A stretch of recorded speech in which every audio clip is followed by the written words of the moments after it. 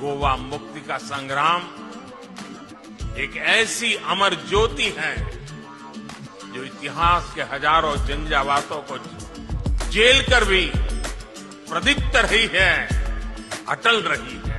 1510 में पुर्तगालियों ने गोवा में कदम रखा और एक एक करके कुछ हिस्से अपने अधीन कर लिए। इससे गोवा की शांति और संस्कृति पर गहरा प्रभाव पड़ा। गोवा एक ऐसे समय में पुर्तगाल के अधीन गया था जब देश के दूसरे बड़े भूभाग में मुगलों की सल्तनत थी। उसके बाद कितने ही सियासी तूफान इस देश ने देखे, सत्ताओं की कितनी उठक पटक हुई, लेकिन समय और सत्ताओं की उठापटक के बीच सदियों की दूरियों के बाद भी न गोवा अपनी भारतीयता को भूला, न भारत अपने गोवा को कभी भूला। प्रजा ने अपनी आवाज उठाई और कुंकोलिम गांव के लोगों ने 1583 में पुर्तगालियों के खिलाफ पहला विद्रोह किया। कुंकलली संग्राम से लेकर छत्रपति शिवाजी महाराज और संभाजी के नेतृत्व में वीर मराठाओं के संघर्ष तक गोवा के लिए लगातार प्रयास हुए। पिंटो क्रांति, राणे विद्रोह और भी कई प्रयास होते रहे जिन्होंने सदा ही पुर्तगालियों को अशांत ही रखा। पुर्तगाली प्रधानमंत्री साल्जार ने अपने निर्देशों एक्टो कॉलोनियल से गोवा की प्रजा की हर आजादी दबा रखी थी।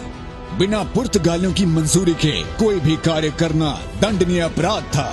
ऐसे हालात में डॉक्टर राम मनोहर लोहिया ने 18 जून 1946 को मडगांव अखाड़े लोहिया मैदान में हजारों की संख्या में आए लोगों को संबोधित करने ही लगे थे कि पुलिस ने उन्हें गिरफ्तार कर लिया। लेकिन यही उनकी सबसे बड़ी भूल बनी। इस गिरफ्तारी ने सुलगती चिंगारी को ऐसी हवा दी जिसने पूरे गोवा में आजादी की ललक जला डाली।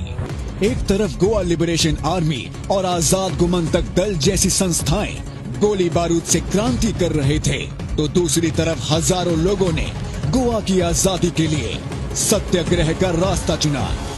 और 15 अगस्त 1955 को लोग गोवा में उमड़ने लगे। आंदोलन रोकने के लिए पुर्तगालियों ने देखते ही गोली चलाने के संदेश तक दे डाले। एक ओर क्रांति चलती रही, दूसरी ओर भारतीय सरकार अंतर्राष्ट्रीय स्तर पर गोवा के लिए आवाज उठाती रही। पुर्तगाली साम्राज्य की क्रूरता अंतर्राष्ट्रीय अखबारों में भी छपती रही। इससे पुर्तगालियों पर भारी दबाव पड़ा।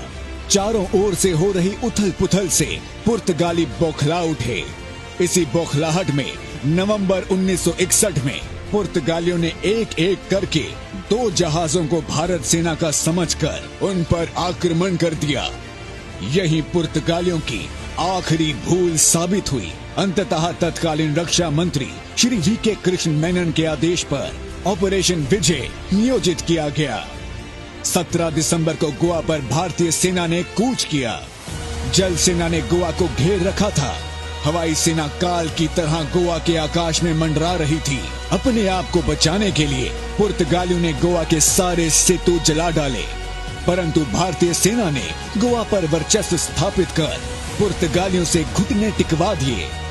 आखिरकार गोवा आजाद था और इस प्रकार 19 दिसंबर 1961 को गोवा भारत का अटूट अंग बना। भारत सिर्फ एक राजनीतिक सत्ता भर नहीं है, भारत मानवता के हितों की रक्षा करने वाला एक विचार है, एक परिवार है। भारत एक ऐसा भाव है जहां राष्ट्र स्व से ऊपर होता है, सर्वोपरि होता है, जहां एक ही मंत्र होता है, राष्ट्र प्रथम, नेशन